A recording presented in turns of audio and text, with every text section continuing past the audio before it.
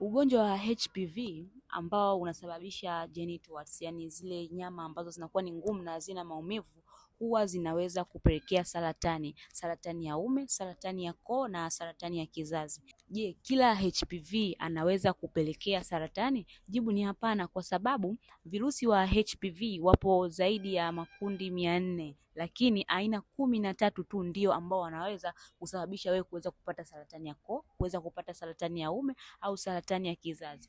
Jambo la pili ni kwamba unapopata changamoto ya wale virus, hii inaweza ikachukua muda sana, labda mwaka mmoja, miwili au mwingine mpaka miezi 6 kuweza kuona kama una changamoto hiyo, na pia unaweza ukawa na changamoto hiyo na ukaambukiza watu wengine. Sasa kama ni mtu ambaye huwa una utaratibu wa kufanya check up, vizuri zaidi ukawa unazingatia kufanya check up, ili utakapojigundua kwamba una changamoto hiyo ukaweza kuitibia mapema na ukaweza kuondokana na changamoto ya kupata saratani ya ume, ya koo au ya kizazi. Lakini pia usisahau kwamba mimi nina tiba ya asili ambayo unaweza ukaitumia moja kwa moja kama wewe ni mtu ambaye umeshapata madhara ya changamoto ya genital warts, yani maotea katika sehemu zako za siri au sehemu nyingine. Kikubwa zaidi ni kuchukua namba hapo juu profile ukanitafuta, ili niweze kukupa mwongozo sahihi ni nini ufanye ili uweze kupona kabisa changamoto hiyo.